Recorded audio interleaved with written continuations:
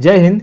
आइए समझते हैं कि कोई भी देश अपने देश में करेंसी छाप करके, नोट छाप करके क्यों अपने देश की महंगाई को खत्म नहीं कर सकती है। हम बात करते हैं श्रीलंका में। श्रीलंका में महंगाई बहुत हद तक बढ़ी हुई है और उसके यहाँ फॉरेन रिजर्व की कमी हो गई है। पहले समझते हैं कि फॉरेन रिजर्व क्या होता है।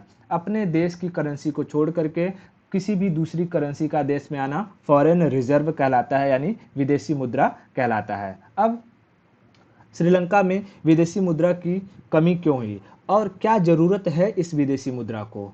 तो कोई भी देश पहले अपने देश में किसी भी हर एक चीज़ का प्रोडक्शन नहीं कर सकती है। जैसे हमें अगर घर बनाना है तो घर बनाने के लिए हमें ईंट, लोहा, स्टील, मजदूर, दरवाज़ा, शीशा, संगमरमर, ये सब चीज़ों की रिक्वायरमेंट होगी और ये सारी की सारी चीज़ें हम अकेले नहीं बना सकते हैं। हमें अलग अलग दुकानों से जा कर के बात करनी होगी और वहाँ से हमें खरीदना होगा। उसी तरीके से पूरी दुनिया में हर एक देश अपने देश में फॉरेन एक्सचेंज को बढ़ाने के लिए, यानी विदेशी मुद्रा को बढ़ाने के लिए क्या करते हैं, ट्रेड करते हैं। विदेशी मुद्रा क्यों जरूरी है? क्योंकि जब हम ट्रेड करते हैं तो ट्रेड करते वक्त ये देखा जाता है कि लोग किस करेंसी को ज़्यादा एक्सेप्ट कर रहे हैं और हमें पता है कि इस वक्त में डॉलर हर देश में छाया हुआ है। हर देश अगर ट्रेड करता है तो वो क्या मांगता है, करेंसी में डॉलर ही मांगता है। तो यहाँ देख लेते हैं कि ये हमारे इंडियन करेंसी है जिस पे हमारे गांधी बाबा हैं। ये श्रीलंकन करेंसी है, ये है डॉलर जो सबसे का बाप है, और ये है रूबल, रशियन रूबल। ठीक है, अगर हम इन सब में देखें तो एक डॉलर कितने श्रीलंकन रुपीस के बराबर है, 300, और एक डॉलर 76 भारतीय रुपये के बराबर है। एक डॉलर 84 रूबल के बराबर है। तो सबसे स्ट्रांग करेंसी कौन हुई? डॉलर। यानी हर देश किसकी मांग करेगी? डॉलर की मांग करेगी। तो भैया अब जो है, जो श्रीलंका है, श्रीलंका में डॉलर आने चाहिए कि नहीं आने चाहिए? आने चाहिए। श्रीलंका में डॉलर कहाँ से आएगा? तो श्रीलंका में डॉलर आने के लिए कई सारे रास्ते थे कि श्रीलंका क्या कर सकता था, हर देशों के साथ इंपोर्ट और एक्सपोर्ट कर सकता था। अब अगर हम बात करें कि श्रीलंका में इंपोर्ट क्या चीज़ होगा, तो श्रीलंका अपने यहाँ के टूरिज्म सेक्टर को बढ़ावा दे सकता है।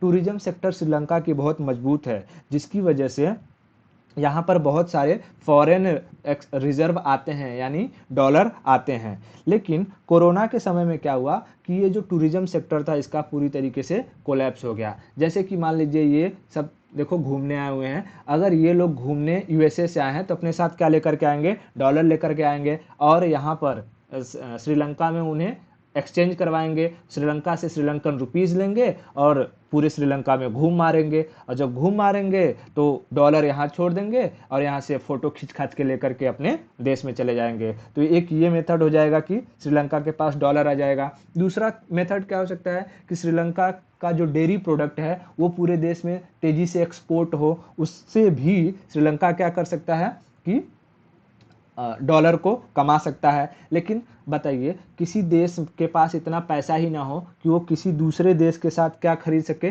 फर्टिलाइजर वगैरह खरीद सके, तो उसके देश, उस देश में खेती होगी, और जब खेती नहीं होगी तो गाय भैंस खाएंगे क्या?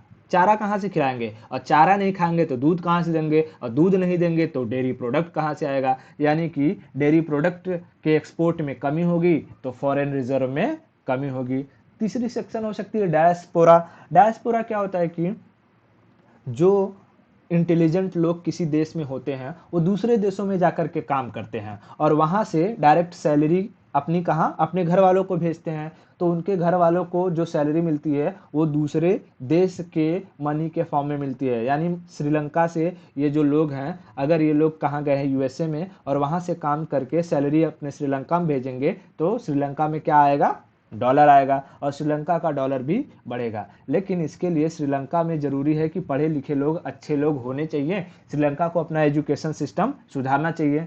ठीक है, तो ये सब चीज़ें अगर श्रीलंका में ठीक ठाक है तो श्रीलंका का क्या बढ़ेगा? फॉरेन रिजर्व बढ़ेगा। तो अब हम समझते हैं कि अच्छा, क्यों कोई भी देश अपने देश में करेंसी को छाप करके अपने देश की जो है महंगाई को ख़त्म नहीं कर सकता। अब मान लीजिए श्रीलंका ने अपने देश में अपने श्रीलंकन रुपीस को छाप लिया, श्रीलंकन रुपीस को छाप लिया।